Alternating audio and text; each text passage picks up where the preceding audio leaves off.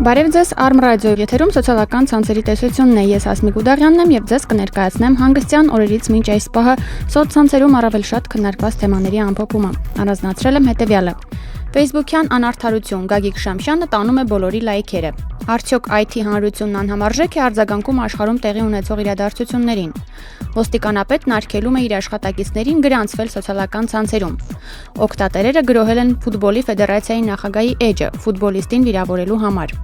Սամվել Ալեքսանյանենք իրենց փողերը չեն հաշվում։ Այժմ այս եւ սոցցանցային այլ նորությունների մասին առավել մանրամասն։ Հանգստյան օրերին ֆոտոլրագրող Գագիկ Շամշյանի Facebook-յան պատը լի էր խոսուն լուսանկարներով, քաղաքական գործիչների համբույրներ, ոստիկանների հետ կապված զավեշ տալի տեսարաններ, ընդդիմադիր մամուլ կարդացող ծերունիներ եւ այլն եւ այլն։ Ավելի լավ է ինքներդ վայելեք։ Այս առնչությամբ օգտատեր Արաքել Սեմյուրջյանը գրում է. Ես բողոք եմ ներկայացնում Facebook-ի ղեկավարությանը, որ նա թույլ է տվել Գագիկ Շամշյանին գրանցվել Facebook-ում։ Հիմա բոլորիս լայքերը Շամշյանն իր նկարներով կտանի ու մեր ստատուսներին ոչ մի լայք չի մնա։ Կամ էլ թող նկար, քանդակ, կլիպ նողների համար առանձին Facebook սարքվի, իսկ ստատուսագրերի համար առանձին, թե չէ ոչ հավասար պայմաններ են ստեղծվում։ Առաջին դեպքում վիզուալ էֆեկտ է ստեղծվում, իսկ երկրորդի դեպքում մարդիկ պետք է խորամուխ լինեն գրածիդ մեջ։ Կամ էլ թող հաշվեն ստատուսին տրված մի լայքը նկարի տված 5 լայքին է հավասար, ասում է Արաքելը։ Տխուր քննարկումների մասին վախճանվել է ջազի բոկոտ ընթագուհին Սեզարիա Էվորան։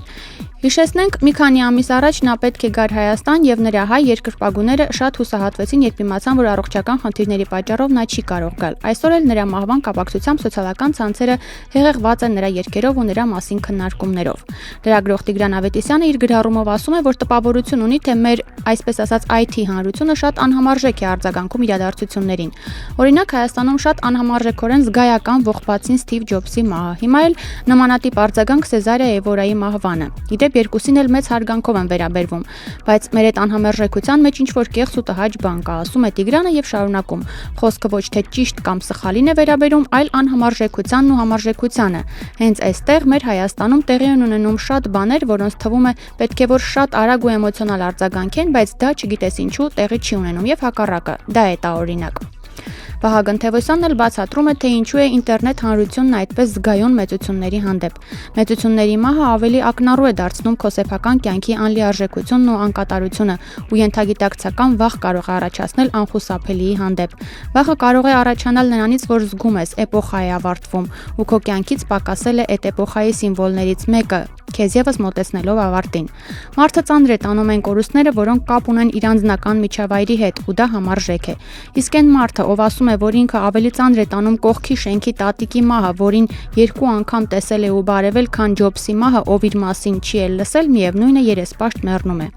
Անդրեյ Միրոնովն ու Ջոն Լենոնն անձամբ իմ կյանքում շատ ավելի մեծ մասնակցություն են ունեցել, քան իմ դվայորդնի հորեղբերը։ Երբ որ հիշում եմ, որ Միրոնովն ու Լենոնը չկան ու չեն կարող այլևս նորություն բերել իմ կյանք, անհամեմատ ավելի եմ թախծում, քան դվայորդնի հորեղբորս մասին մտածելով, ասում է Վահագն Թևոսյանը։ Վահագն Թևոսյանին խնդրեցինք մեզ համար էլ մեկնաբանել քննարկվող նյութը։ Համարժեք է արդյոք մեր արձագանքը հայտնի մարդկանց մահերի կապակցությամբ թե ոչ, այստեղ ուղղակի մի կարևոր հանգամանք կա, որ պարտադիր չի, որ դու ինչ-որ բան սկաս, երբ որ մարդը քեզ ծանոթ է կամ ուղիղ իմաստով մտերիմ է, պարզապես ինձ ստացվում է, եթե մարդը իրոք միջազգային հռչակ ունի, համաշխարհային նշանակություն ունեցող ազգավորություն, ինքը այսպես թե այնպես կապված է լինում քո կյանքի հետ, ու պետք չի մոռանալ, որ ասենք այդ երաժշտության ժամանակ մենք առաջին անգամ ապրել, չգիտեմ, սիրելի մարդու հետ կամ այդ ֆիլմի ժամանակ ենք առաջին անգամ համբուրվել կամ այդ դերասանին ենք ընդօրինակել կամ այդ գրքերի հերոսներին ենք փորձել նմանակել կամ այդ գրքերով ենք դաստիարակվել, այնպես որ նորմալ է, երբ որ դու քո կուռքերի մահը իրոք սկում ես եւ դա իմ կարծիքով օրինաչափ է եւ համարժեք է եւ չի նշանակում, որ դու դեպականություն ես անում։ Դրամաբանությամբ իմ համար շատ բաներ է եղել Հարիսոնի մահը, նույն դրամաբանությամբ շատ բաներ է եղել Ջոբսի մահը, Ֆրունզիկ Մկրտչյանի մահը, որտեղ իրանք իմ համար իրոք եղել են հարազատ մարդիկ, որտեղ իրանք մեծ մասնակցություն են ունեցել իմ կյանքում, որպես այդպեսին։ Դուք լսում եք լրագրող Վահագն Թևոսյանի կարծիքը։ Կինոռեժիսոր Տիգրան Խզմալյանին դուր չի եկել Գագիկ Ծառուկյանի հետ երիտասարդ կինոմատոգրաֆիստների հանդիպումը։ Մեզ մոտ կինո չի լինի, մինչև չլինի քաղաքացիական ազնվություն, խիզախություն ու անհանդուրժողականություն ստի, կեղծիքի, չարիքի նկատմամբ։ 30 արծաթ ամեն մի հոգու դիմաց 24 կադր վայրկյանում։ Այսպես է տապալվում սերունդը։ Հետո չասեք, էս ոնց եղավ, գրառում է անում Խզմալյանը ու տեղադրում հանդիպման տեսանյութը։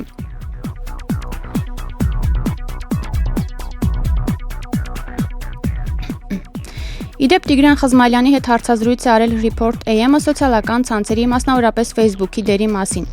Հարցին ինչ է տալիս ձեզ Facebook-ը, Խզմալյանը պատասխանել է.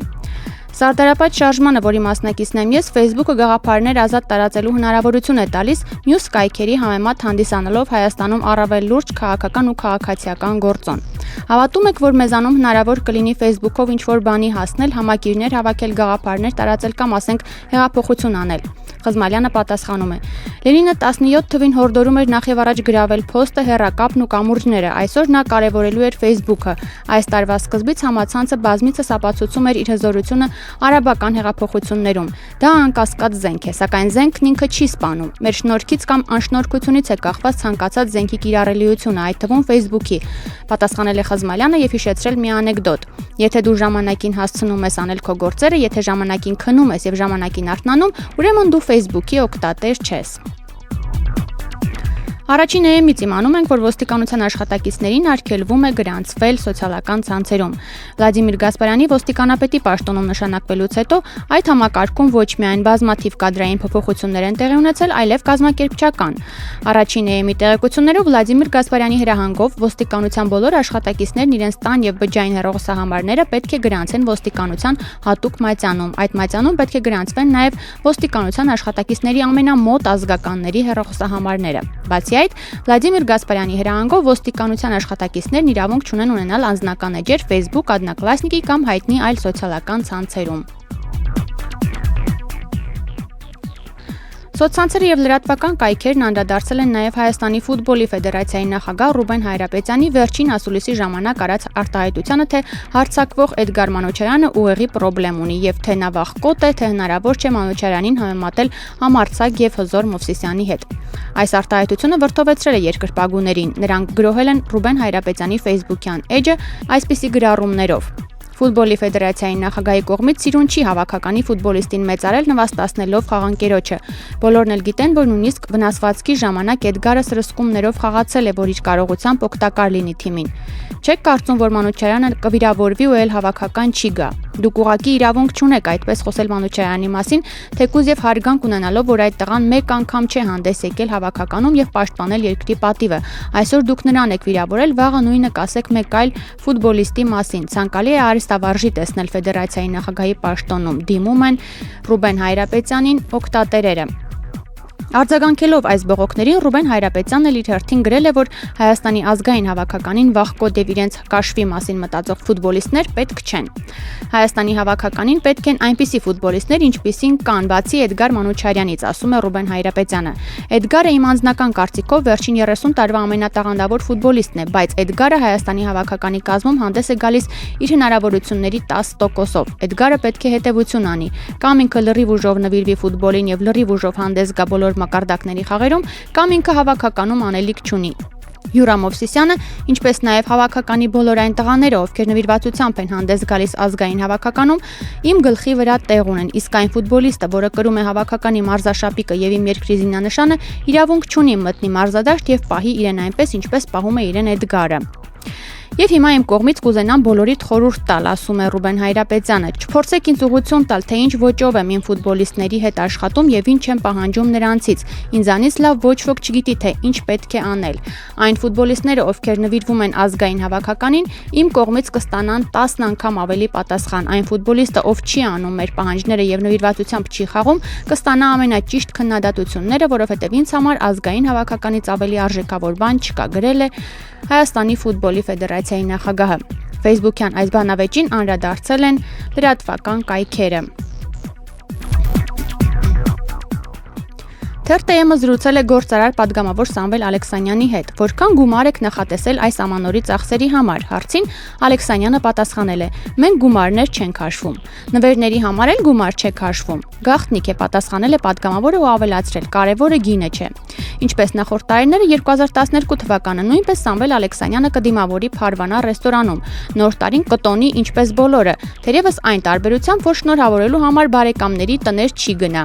2011 թվականը Ալեքսանյանի համար հաջողակ տարի է եղել, ինչ նպատակ դրել եմ, հասել եմ, ասել է գործարար պատգամավորը, բայց իրականացված նպատակները չի մանրամասնել։ Նաև պարզվել է, որ գործարարը դեռ ձմեռ պապիկին հավատում է, բայց նրանից անձնական սպասելիքներ չունի։ Սոցցանցային այլ նորություններ։ Կամո Մայիլյանը, որ Facebook-ում Google-ը պետք է իմանա, որ Ղարաբաղի մայրաքաղաքը Ստեփանակերտն է, խմբի նախաձեռնողներից մեկն է, գրում է. CNN-ով Ադրբեջանի վերաբերյալ ծրագիր են ցույց տալիս, կոչվում է Ion Azerbaijan, որը սկսվում է հետևյալ նախադասությամբ. Ադրբեջան աշխարհի ամենահին քաղաքակրթություններից մեկը։ Չիմացող մարդուն կթվա, թե ազերիների նախապապերը Ալեքսանդր Մակեդոնացու հետ էին նստում վերկենում, իսկ եթե ուշադիր նայեն պատմությունը կամ փորձեն ինտերնետում փնտրել, կհասկանան, որ որպես քաղաքակրթություն մեր հարևան պետությունը ավելի երիտասարդ է, քան նույնիսկ Ամերիկան։ Այստեղ հարց է ծագում. ինչ նկատի ունենք քաղաքակրթություն ասելով, եթե արյան կոդը, ապա բոլորս էլ Ադամից եւ Եվայից ենք առաջացել, իսկ եթե նկատի ունենք քաղաքակրթություն իդեմս ստեղծած մշակութային, ճարտարապետական եւ այլ արժեքների, ապա ես այդպիսի քաղաքակրթություն չեմ ճանաչում իդեմս իրենց, որ այդքան հին լինի։ Տարօրինակ է, ինչպես է CNN-ը նման ապատեղեկատվություն տարածում։ Միգուցե ես սխալ եմ եւ իմ գիտելիքները քիչ են դա հասկանալու համար։ Եթե այո, ապա խնդրում եմ ինձ բացատրեք, թե ինչպես Ադրբեջանը դարձավ աշխարհի ամենահին քաղաքակրթություններից մեկը, գրում է Կամոն։ Մեկնաբանություններում կարծիքները միանշանակ են. Ադրբեջանը աշխարհի ամենահին քաղաքակրթություններից մեկը դարձավ նավթադոլարների շնորհիվ։ Facebook-ը կվճարի $500 նրանց, ովքեր կայքում կգտնեն ինչ-որ սխալ եւ կտեղեկացնեն իրենց։ Իսկ եթե սխալը, որ ուղղվել է, կարող է ունենալ շատ վատ հետևանքներ, գումարի չափն ավելի մեծ կլինի։ Օգտատերերն առաջարկում են մի լավ սնանկացնել Facebook-ին, քանի որ հայերը սխալ գտնելուց լավ են։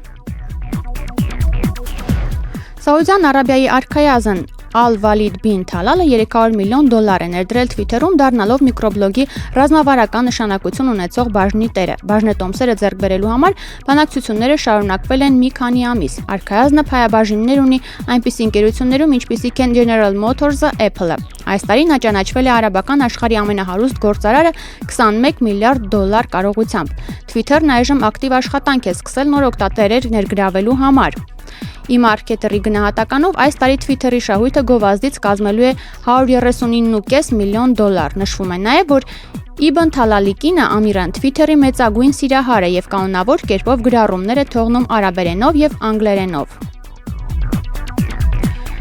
Twitter-ում Շվեդիայի պաշտոնական էջը հանձնվել է երկրի քաղաքացիներին, որոնք միմյանց կփոխարինեն այն ղեկավարողի դերում յուրաքանչյուրը 1 շաբաթով։ Ակցիան սկսվել է դեկտեմբերի 10-ին։ Ակցիայի հեղինակները Շվեդիայի համալսարանը եւ Visit Sweden զբոսաշրջային գործակալությունը կարծում են, որ այդպիսով հնարավոր կլինի երկիրը ներկայացնել իր բոլոր կողմերով։ Նրանք ենթադրում են, որ մարդիկ կարող են ընթերցողին հետաքրքիր փաստեր կամ իրադարձություններ պատմել Շվեդիայի մասին, հետաքրքիր վայրեր խորհուրդ տալ։ Առաջինը էջը կառավարել է Ջեք Վերները, որը հրապարակել է հիմնականում անձնական բնույթի հաղորդագրություններ, երբեմն ոչ այնքան կոռեկտ։ Դեկտեմբերի 19-ին հաշվի ծածկագիրը ստացել է ծնունդով բոսնիացի Հասան Ռամիկը, նրա խոսքերով ինքն ապրում է Ստոկհոլմի արվարձաններում, որտեղ ավելի շատ սև դեմքեր է տեսնում, քան սպիտակ, ուստի նա որոշել է հիմնականում պատմել Շվեդիայի գունավոր կողմի մասին։ Նյութը գրելու պահին կայքում գրառում կատարելու համար հերթագրված է եղել 12,000 օգտատեր։ Ստեղծվել է նոր սոցցանց միայն գեղեցիկ սեռի ներկայացուցիչների համար։ Lulu Wise-ի մշակողներն իրենց արտադրանքը ներկայացնում են որպես սեքսը մեծ քաղաքում ոճի Facebook։ Ներդրողները ծախսել են $1 միլիոն եւ համոզված են դրա հաջողության մեջ։ Lulu Wise-ի հաջողության բանաձևը կդառնա նրանց սերը բամբասանքների նկատմամբ, զուգորդված հաղորդակցության նոր ուղիների եւ բարձր տեխնոլոգիաների հետ։ Lulu Wise-ի մշակողները համոզված են, որ կարող են գրավել իրենց տեղը շուկայում եւ չեն վախենում գենդերային չափանիշով հաճախորդների գրավման հետ կապված իրավական խնդիրներից։ Եվ վերջում մի հաճելի առաջարկ՝ մտեք Google որոնողական համակարգ եւ որոնման դաշտում գրեք Let it snow, սպասեք մի քանի վայրկյան եւ ձյուն կտեղա։ Հնարքի մասին տեղեկացրել է Արթուր Հակոբյանը։